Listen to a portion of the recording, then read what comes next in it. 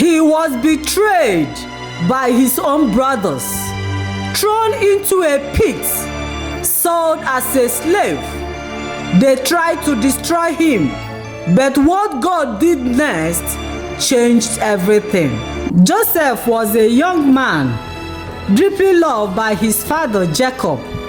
Out of all his sons, Joseph was his favorite.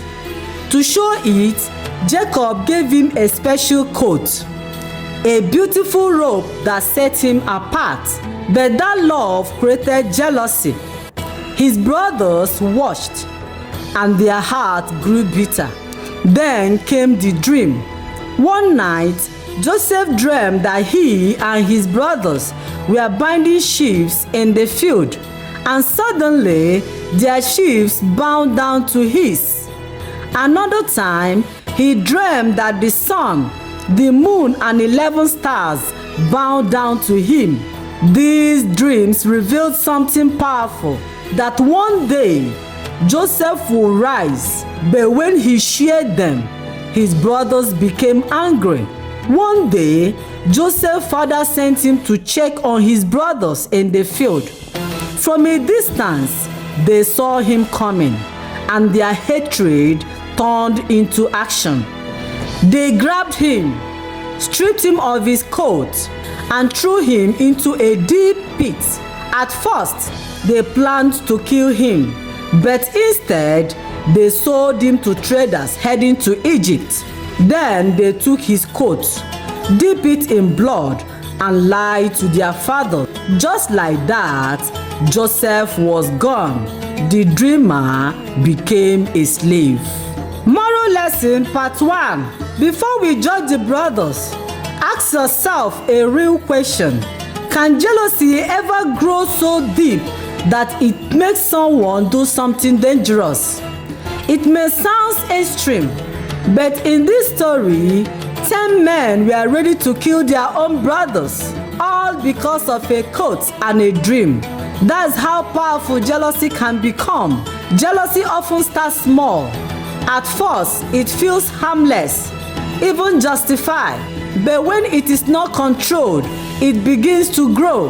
And before you know it, it can turn into anger, bitterness, and destructive actions.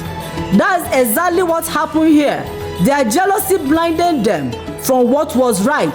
To hide their actions, they told a painful lie, breaking their father's heart.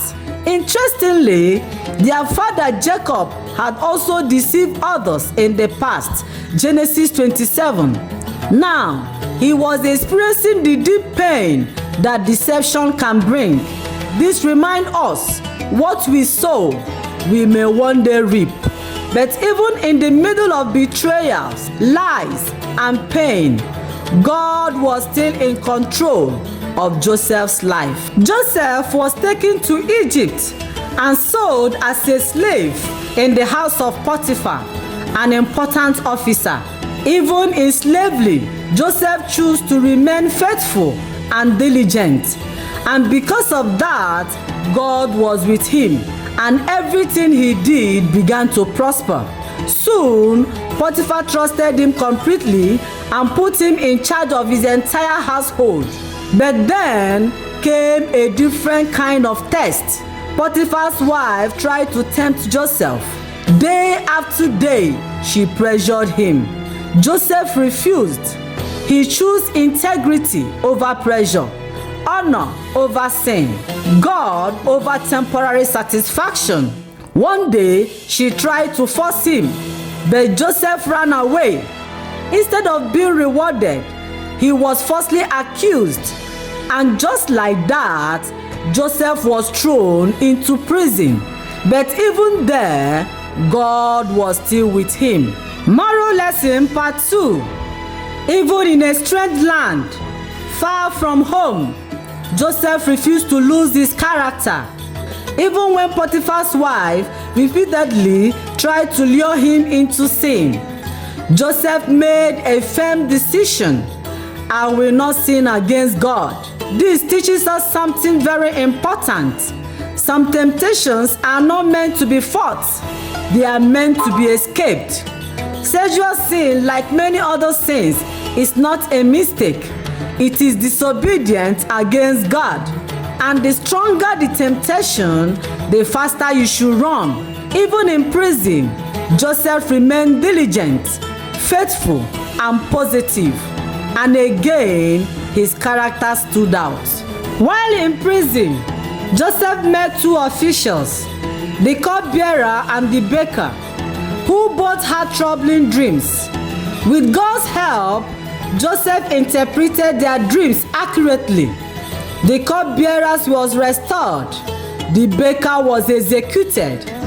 Joseph asked the cupbearer to remember him, but he was forgotten. For 2 more years, Joseph remained in prison. Then one day, Pharaoh himself had a disturbing dream that no one could interpret. 7 healthy cows were eaten by 17 sick cows. In the second dream, 7 full ears of grain were swallowed by 17 dry ears. The cupbearer finally remembered Joseph. Joseph was brought out of prison and stood before Pharaoh. He made it clear, "It is not me." God will give the answer. God revealed the meaning of the dreams. 7 years of abundance, followed by 7 years of famine. Joseph also gave wise advice on how to prepare. Pharaoh was amazed and made Joseph ruler over Egypt, second only to himself, from prison to palace in one moment. Moral lesson part 3. Sometimes the biggest opportunity in life comes when you least expect them. It wasn't just his ability to interpret dreams that made the difference. It was his connection to God. This teaches us an important truth. If you stay close to God, you'll be ready when your moment comes. Joseph's journey from prison to palace did not happen by accident. Every stage of his life was training.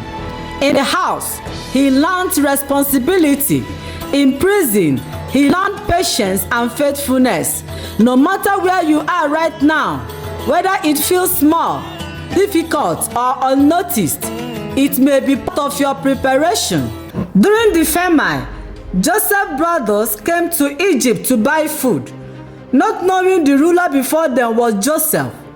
Joseph recognized them, but they did not recognize him. Instead of taking revenge, Joseph tested them to see if they had changed. He observed their actions, their unity, and their concern for their father and younger brother. When Joseph saw their hearts had changed, he could no longer hold back. He revealed himself.